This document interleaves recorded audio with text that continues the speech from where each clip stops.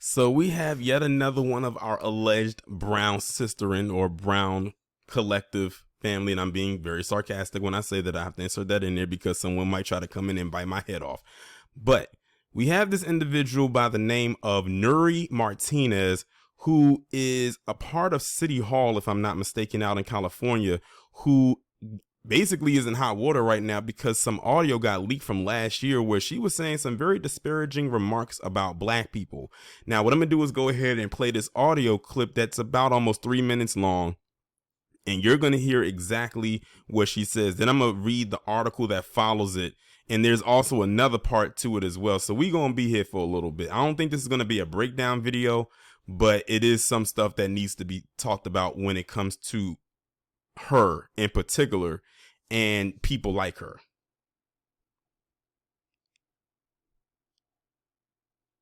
So getting back to Marquise, I told Danny, if you want to cut a deal and if you want to make like the boss moves, I would go after the airport.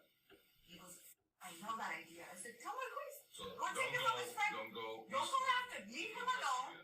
Go get the airport from his little brother, that little bitch Bonnet.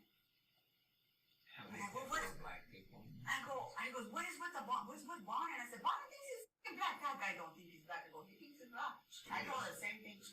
He goes, why are they so close? He's from Massachusetts. This kid, the one here, this kid is the dad. He's black. Yeah. Lo trae así during Black History Month, lo lleva al council y lo pone acá en el, remember, it's an accessory. When we do the MLK parade. Just like when when Nury brings her whole yard bag or the Louis Vuitton bag, they play su negrito, like on the side, and lo trae, ¿verdad? You sit next to it, you don't know the side. For MLK, for the parade that Herb used to organize, and we all the council who wanted to join Herb on the float, because he used to do a whole float to be nice. Bonnie would be like, hey, Nury, are you going to the MLK? Well, Herb invited me, I'll go. Okay, I'm bringing whatever the kid's name is. I'm like, it's like the oddest thing. It's like black and brown on this float.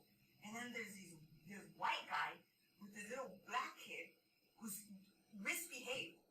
Este niño has they're not doing, the kid is bouncing off the effing walls on the floor, practically tipping it over. There's nothing you can do to control him. Parece changuito. And I'm just like, oh my God. I'm over here trying to parent this kid. I'm like, you can't do that. I said no.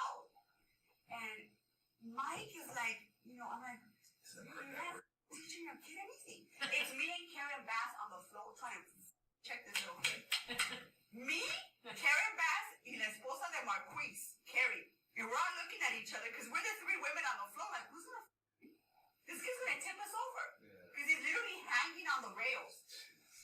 Well, you can't let him off because the spectators will beat his ass. Yeah. They're raising him like a little white kid, which I was like, this kid needs a beat down. Like, let me take him around the corner and then I'll bring him back. Yeah. ¿Sí me entiendes? Ven para acá. It's a pinch. Yeah. So anyways, getting back to redistricting. Okay. So y'all just heard that little clip right there.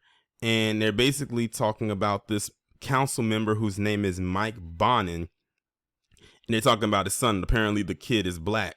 And they're basically talking about how disorderly the kid is and how they feel like they're talking about an MLK parade float and how they're saying unruly and bad he is. And basically saying like, if I had a hold of him, I would take him around the corner and basically whoop him and then bring him back, like straighten him out and do that. Like she's actually saying that about somebody else's child in this leaked audio. Now, the fact of the matter is that whenever I hear stories or find out that something has been leaked or an audio has been recorded unbeknownst to the person, that tells me without the shadow of a doubt that this person has a history of saying these things.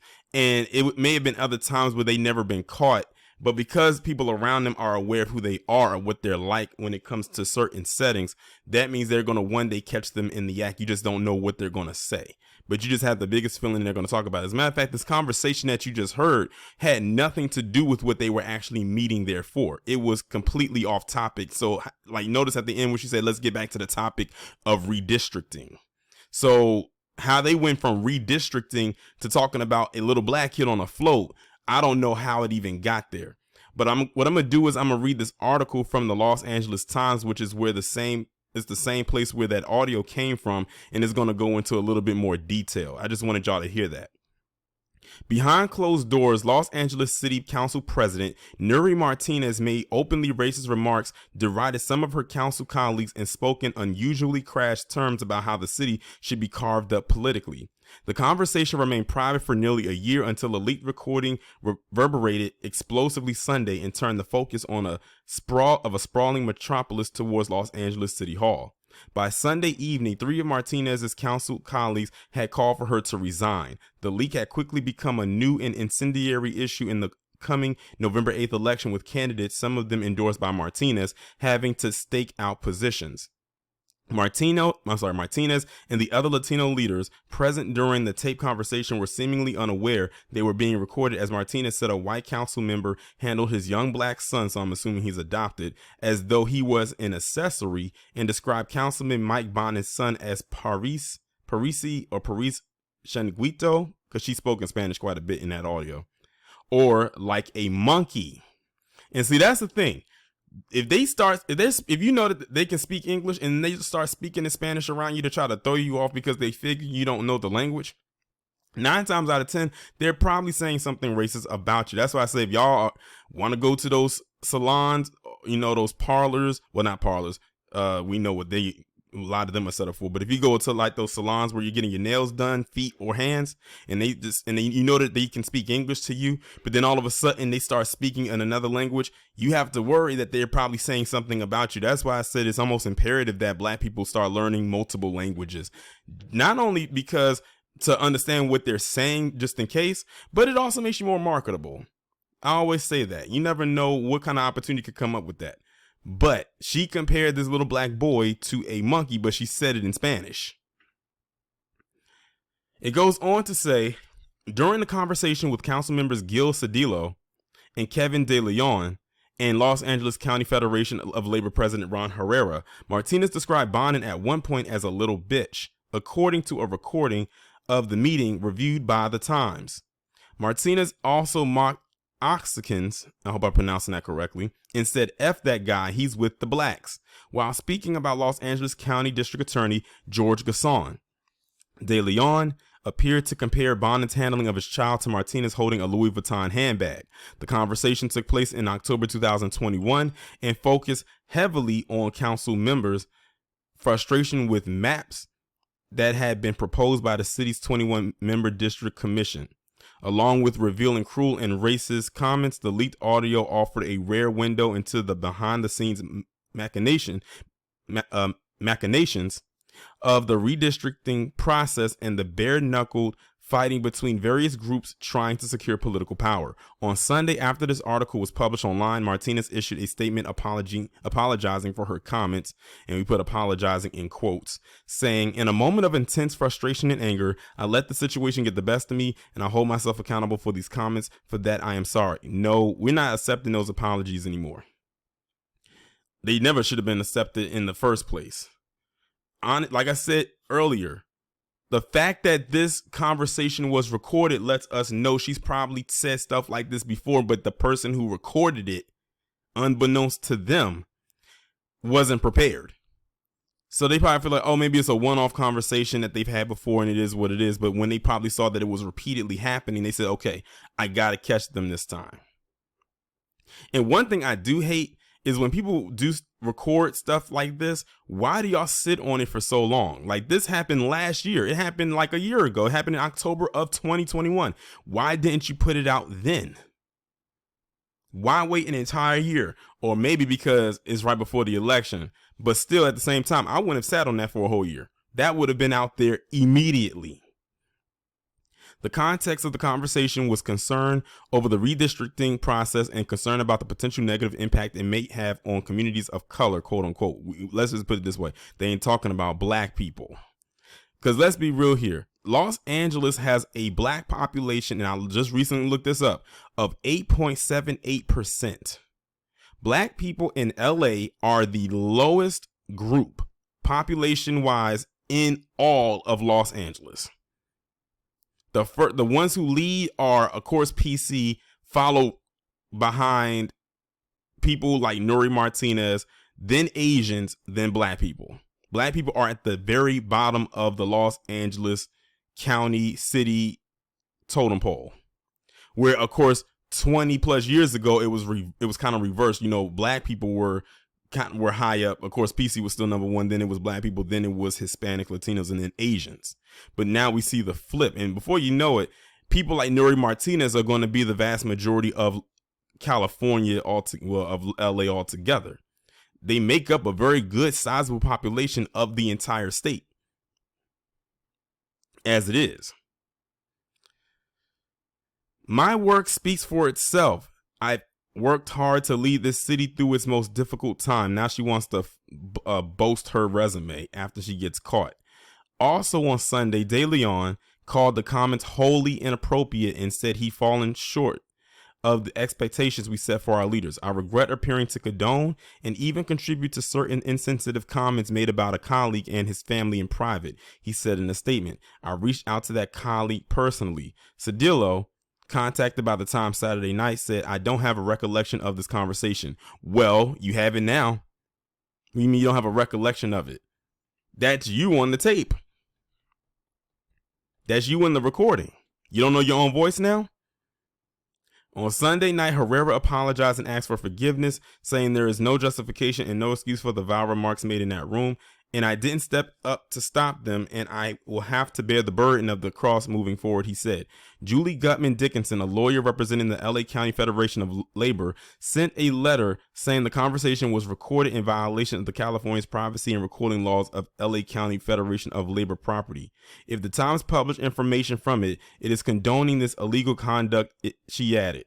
And I knew they were going to try to slip that in there. So now I wouldn't be surprised if this is a case they're going to try to take to court because they said it was violation of privacy. Notice they like to pull that out of their ass whenever it's something going against black people. It basically, to me, says that you're condoning what she said. And what the rest of them, as far as I'm concerned, who was in there chuckling it up with her. They'll bend the rules for them. But they'll make new rules to try to trap us. And most times will. Look at Bill Cosby. Let me continue. Times General Counsel Jeffrey Glasser responded to Gutman Dickinson in a letter Sunday morning defending the newspaper rights to publish material. Audio of the wide-ranging, roughly hour-long conversation was posted on Reddit by a now suspended user. And they probably got suspended because of that. It is unclear who recorded the audio, who uploaded it to Reddit, and whether anyone else was present. It is a fundamental principle in the United States that we do not prohibit or punish the receipt and publication of newsworthy information, Glasser wrote.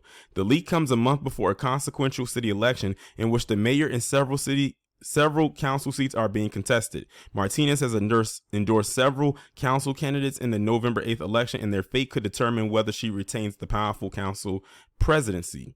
Focus on the leak spread far beyond the typical milieu of municipal government. The words Nury and resign both briefly trended locally on Twitter Sunday as ordinary Angelenos and political insiders alike expressed their shock over its content. Wow, you know what happens when you actually hear it? It's unbelievable, the now suspended Reddit user said in a text accompanying the audio. According to a screenshot reviewed by the Times, the labor movement is in bed with City Hall.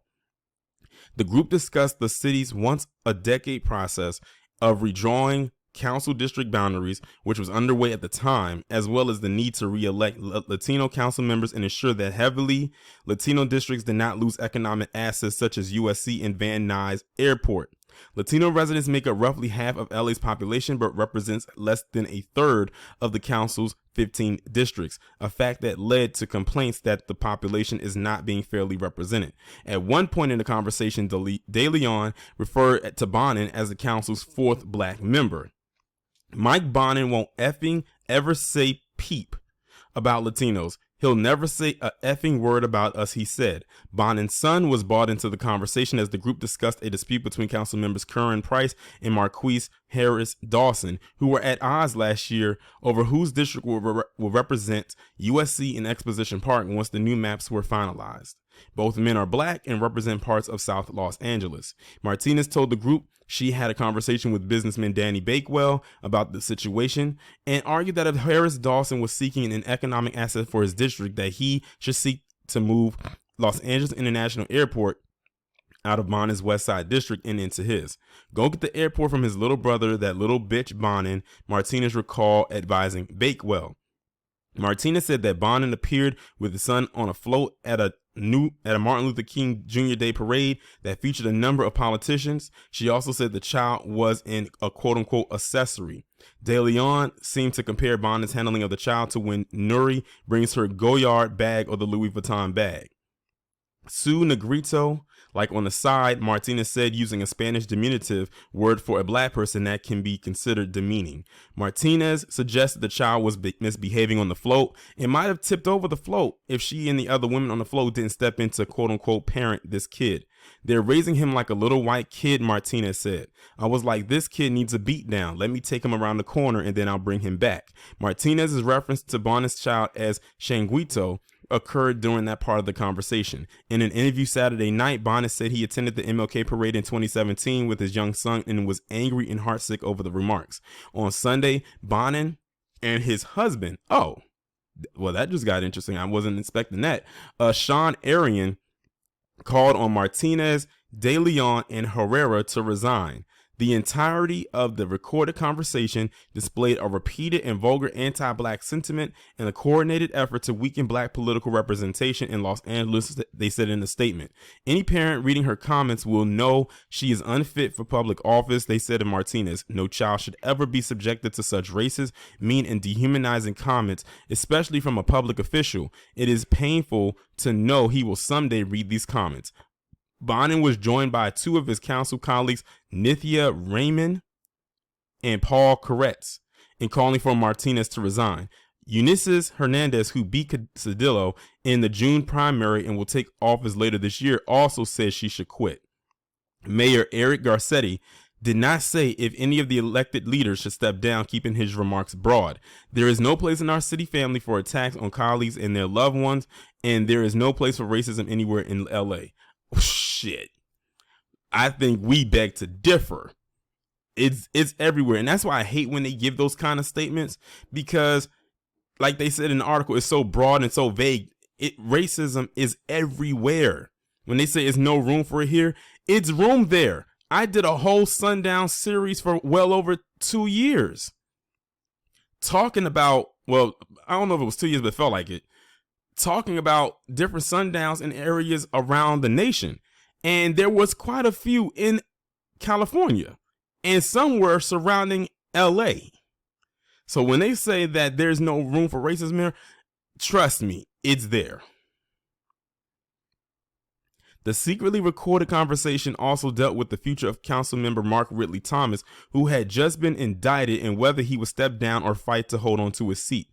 Martinez says she explained to another council member that if Ridley Thomas were to be suspended, city controller Ron Galperin would decide whether he still gets paid. You need to go talk to that white guy, she says. It's not us, it's the white members on this council that will mother F you in a heartbeat. The council later suspended Ridley Thomas, who was awaiting trial on bribery and other federal charges. Galperin ultimately terminated Ridley Thomas's pay and health benefits. Still, much of the conversation focused on the maps that had been proposed by the city's redistricting commission. Martinez voiced frustration that the panel had proposed removing a number of economic assets from her San Fernando Valley district, including the Van Nuys Airport and Anheuser-Busch Brewery. If you're going to talk about Latino districts, what kind of districts are you trying to create? She asks. Because you're taking away our assets. You're just going to create poor Latino districts with nothing? At one point, Cedillo said there were certain council members who did not merit rescuing during the redistricting process. He then made clear that he has been referring to Nithya Raymond, who had been fighting to ensure her Hollywood Hills district was not moved to the West Valley. She is not our ally. She's not going to help us, he said. Later in the conversation, the group talked about how Koreatown, a largely Latino neighborhood, should be handled in redistricting. Martinez said the area was in Council District 10, which was Ridley Thomas's district. Martinez then noted that Raymond wants a town for K-Town, but said that would not happen because she didn't want beef with Ridley Thomas. Martinez said that giving Raymond what could amount to a safer council district would not be good for Martinez and her allies. It serves us to not give her all of K-Town, Martinez said, referring to Raymond. Because if you do, that solidifies her renters districts, and that is not a good thing for us. You have to keep her on the fence. The group then questioned whether Shadow Place, a small street in Lafayette Park, are in Koreatown. I see a lot of little short dark people, Martinez said of that section of Koreatown, employing stereotypes of long used against Oxicans in Mexico and in the United States. I was like, I don't know where these people are from. I don't know that village, where they came from, how they got here, Martinez said before adding tan feos, which translates to they're ugly in English. Whew. There's a lot to this article, y'all. I didn't realize how lengthy this article is, but I only have a little bit more to go. I only have give me about maybe another 2 minutes. It's a lot. Herrera then interjected to bring the group back to their broader strategy. I get what we have to do, right? Just massage to create districts that benefit you all in the future. But we get to figure out Mark's seat too, Herrera said, referring to Ridley Thomas. If he resigns and the African Americans look at this as a hostile takeover because he's gone, we'll have to figure that ish out, Martinez said of Ridley Thomas, because politically they're going to come after us. Herrera, the labor official, later said that removing Ridley Thomas was necessary regardless of potential political blowback, arguing the scandal with her all incumbents, and many people will think that the council's corrupt if they do put someone in. That person has to support the three of you, Herrera said.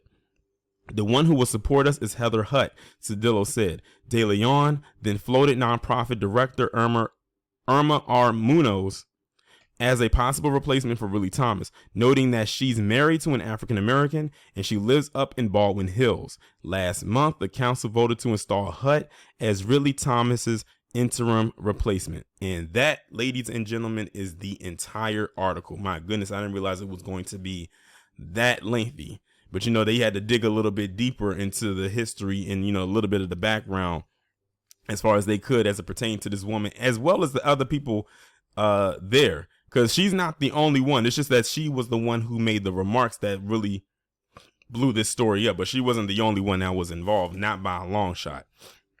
But if this right here does not prove without the shadow of a doubt that this so-called black and brown coalition yet again does not exist, I don't know what to tell you. Now, I had to come on here and talk about this post right here from this woman named Wendy Carrillo, who is, according to her bio, a California legislator, vice chair. I guess she works in connection or in conjunction with this Nury Martinez and those others that was a part of this whole thing. Now I'm going to read to you this statement, and this statement right here just made matters worse with what she said and how black people responded to it. She said, she's the assemblywoman. She said the city of Los Angeles thrives because of its diversity, which includes multiracial and mixed status families. The comments made about a child are deeply distressing, and the racist comments are unacceptable and heartbreaking. A lot of people have been done in restorative justice and healing within black, brown, API, and LGBT communities in Los Angeles. Building a movement of solidarity that lifts all boats takes years, but can also be easily destroyed. Anti-blackness, anti-indigenous, and anti-LGBT rhetoric has no place in our society, specifically in government. The Los Angeles City Council has an obligation to restore the people's trust and refocus on the issues that demand its attention. I guess she felt or saw nothing wrong with what she wrote right here, because the issue is not with indigenous, LGBT, who else did they mention? Brown and API communities. It's about black people. The child, and what she referred to as a monkey, is black. But see, they always have to find a way to lump all these other groups into our issues. So this statement right here is a bunch of bullshit. It really is. It's only one group that she mentioned that was targeted, and that should have been the only group that she talked about in her little statement. Everyone else, they have no dog in this fight. Because Nury Martinez did not speak ill of the academy. She didn't speak ill of the AAPI. She didn't speak ill of quote unquote brown people. That would mean to speak against her own, right? She referred to a little black boy as a monkey in Spanish. Referred to him as bad, unruly, and all types of stuff. Saying she would take him around the corner and beat him. She wasn't talking about anybody else. So for this Wendy Carrillo chick to incorporate all these other groups in here, that was a waste of space. It was a waste of time. Your fingers must be hating you right now for typing up this nonsense. But that's what they love to do. They love to try to incorporate and lump and clump all these other people into our issue. But no more. We got our own shit to deal with. We are not carrying the load for anybody else. They can carry their own shit. Our back hurt. Our feet hurt. And I'll leave it right there. But yeah, Nury Martinez and all them other people, they ain't shit. That black and brown thing don't exist. I don't know why people try to seek it. And I have to throw this in here because if this was a thing where it was a quote unquote Latino or a Mexican man who said this, I would say this to the women, but I have to say this to the men, to black men out there that said that they like a little spice in their life, meaning someone like a Nury Martinez. Keep in mind, she's not the only person with that mindset. You better be careful who you decide to lay down and hopefully procreate with if she's like if she looks like a Nury Martinez. Because I bet some people will look at Nury Martinez's picture and get turned on by her just by looking at her before you even knew who she was or what she said. Some of you will risk it and do it anyway, but that is your prerogative. So this little bit of information just came out about a few hours after I recorded the first part that you just heard, even including that whack tweet from that other woman. Where it says, after outcry over racist remarks, Nury Martinez resigns as president of the LA City Council. While that's all fine and all, it's not enough for her to just simply resign, because she could probably slither her way into another position. She needs to be removed completely, and I mean completely, and not just her, but all other parties that were involved, because she was not acting alone. It was other people that were involved with this entire ordeal. So they need to be ousted as well, and they need to be put more on blast than just her. Don't make it seem like she's the only person involved, because there's other people there as well. And this was actually a good suggestion, as I saw on Twitter. They need to replace her. You know what? Put some black people in it. Trustworthy black people. I have to insert that because it could be some people amongst us that won't be a good fit for this either. But put some black people there. I think that would be a pretty even turnaround when it comes to this situation right here. But like I said, to simply just have her resign, or for her to just resign and step down from her position, in my honest opinion, is not enough. I will say, however, it seems that people's voices got very far and wide in order for them to actually make the move to get her up out of there. So shout out to, black people, especially online, making a lot of noise when it came to this woman and her racist remarks, as well as the others that was involved as well, because at least it did something. While it's not the outcome that we want as of right now, it did make the noise that we did make did kind of move the earth a little bit. So I had to add this little piece in here as well. Unfortunately, I couldn't open up the article in order for me to read it because it's behind a paywall. But this is coming from the LA Times. And look at what they done found a way to slip up in there. They just had to find a way to do it by inserting the part about how Nury Martinez also made crude comments about the J community and the Armenian community. They had to slip that in there. And I have to piggyback off of something that someone said on Twitter and pertaining to this. They said if she made these comments about the J community in particular, the ADL would have came down on her head as well as all the others that were involved in this as well. Because right now, all that's happening is that she resigned from her position. Now, let me add in this, because I just recently learned about this. She only resigned from her position that she had, which was the president. She did not leave the building altogether or leave from that organization altogether. She only resigned from her position. Now, if she made these comments about that community like they are claiming she did, she would have been removed from the organization altogether, fired, ostracized, and probably brought up on a whole bunch of other additional charges, if there's any charges to be had. But we see, because the comments were made about black people, specifically that black child, they're going to do the bare minimum when it comes to her. Because from what I've also seen, her as well as those other 3 chuckleheads that were involved, they are refusing to leave that post altogether. They said, we'll step down from our positions, but we're going to still find a way to get paid. I mean, the arrogance of it all. I actually saw it on Professor Black Truth's, I believe it was one of his posts on Twitter, and I said that's the arrogance, and I said somebody needs to call ICE. Yes, I actually wrote that down there as a comment. But they had to find a way to throw and insert other groups in there as well. And we know what we heard. She wasn't talking about the J community or Armenians. At least none that we heard. And how amazing that this is popping up now, after we already got her foot on the flame, or her back against the wall. So this is her resignation statement that she gave out. And I'm going to read this entire thing. We're going to go through this thing like a fine-tooth comb. This video just continues to get longer and longer. This is probably going to be one of my most longest videos on the channel. Y'all know I don't like to do long videos, but it keeps going on and on and on. By the way, this portion of the video I'm recording on October 13th.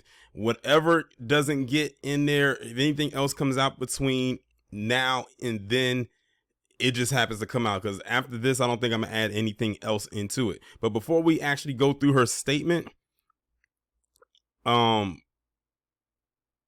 pointed out something very interesting about when she decided to resign.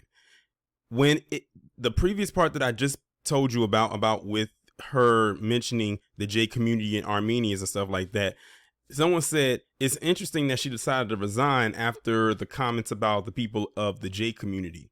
But when it was talking about black people, she wasn't trying to step down. But when it came to them, she got her ass up out of there. She got her spicy ass up out of there.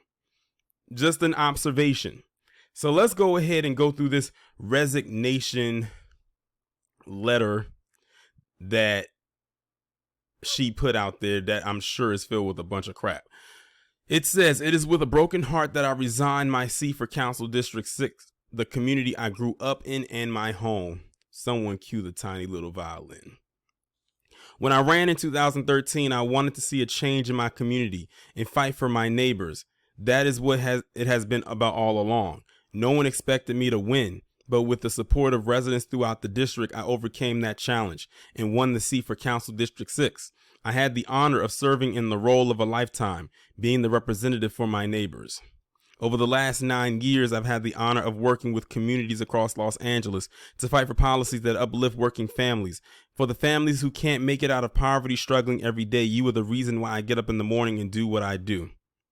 To represent and fight for the people who don't have a voice, to the workers, the housekeepers, the nannies, to the people who get up to ride the bus to work in the morning. You have been the backbone of our city throughout this pandemic, but you were the backbone long before. I went to work for you. You have been my mission and my guiding principle.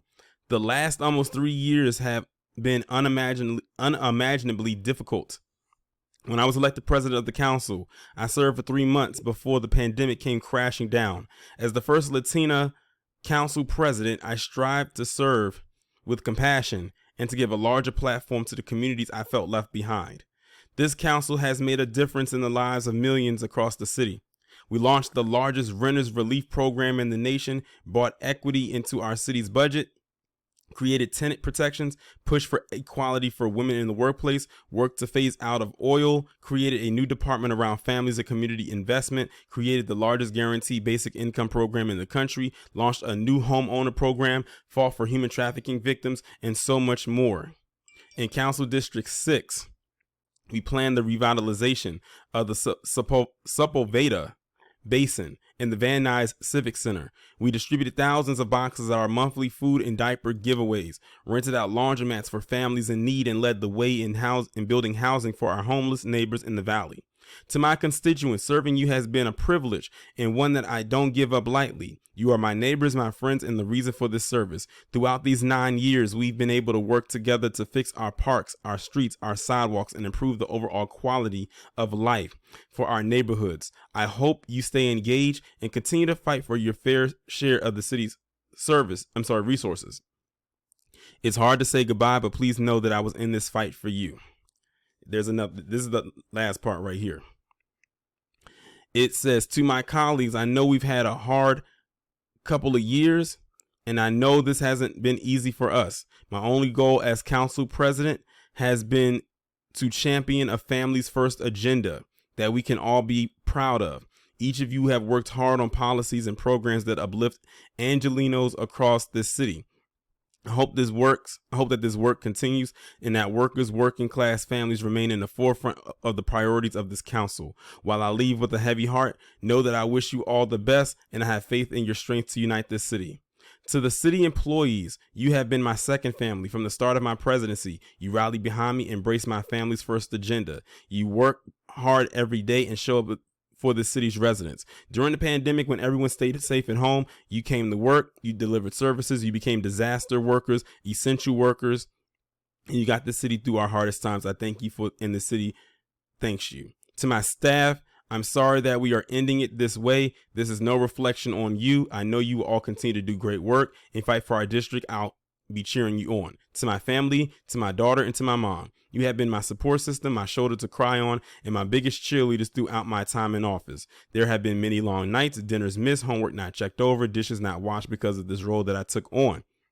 To my husband, my right-hand man, and my confidant, I cannot thank you enough for being my partner through this. To my daughter, I know I have fallen short recently of the expectations we have for our family. I vow to you that I will strive to be a better woman to make you proud. To my mom, you give me strength and you center me. I've only ever wanted to make you proud. To my sister, thank you for all you do. You have stepped in to take care of our family when I could not be there. To my dad in heaven, and I can't pronounce that because it's in Spanish. Now, let me get to the part right now. This is coming up on the part where a lot of people really got pissed at her for. She says, and last, to all little Latina girls across the city, I hope I've inspired you to dream beyond that which you can see. While I take the time to look inwards and reflect, I ask that you give me my space and privacy. Thank you, Nury Martinez. This line right here is the one that pissed a lot of people off. Well, mainly those who are probably in the Latina community, because this ain't an inspiration. Like, they're like, lady, you are trash. Who would want to be inspired by you? Like, that's literally what's going through their mind when they read that.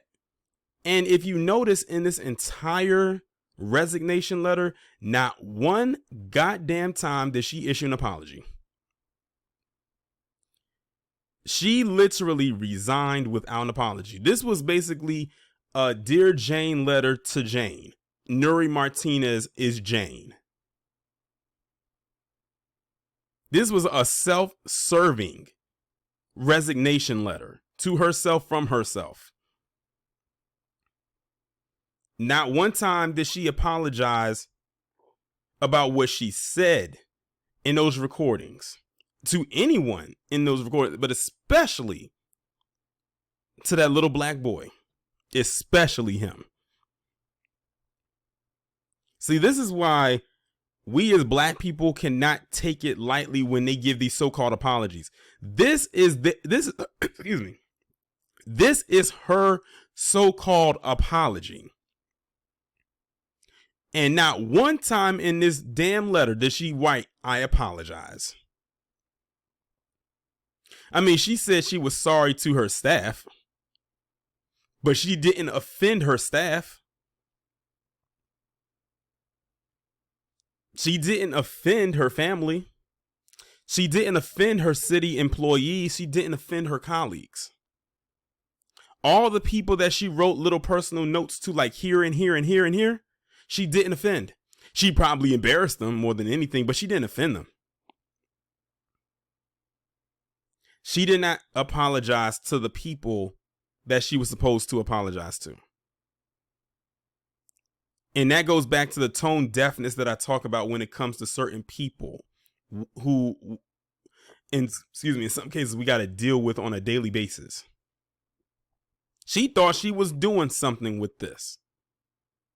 If she was on the East Coast, we could say, Nury, it's about to be getting cold soon. You can take this resignation letter, make as many copies as you possibly can of it, and burn it if you're trying to keep warm. Like, what is this? This is absolutely nothing. I felt absolutely nothing but except maybe wanting to vomit reading all of this. I don't know what the people in LA are going to have to do to avoid this from continuing to happen, because I can't say from not happening because something tells me it'll happen again. They are probably going to try to find someone to replace her that's probably worse than her. And I truly believe if the other people who was involved with this have not resigned yet, they got to go too, because they were in on it as far as I'm concerned. The only reason they got her is because she was the loudest mouth in the room. But everyone else that was involved, they got to go too. Leave no stone unturned as far as I'm concerned when it comes to this situation right here.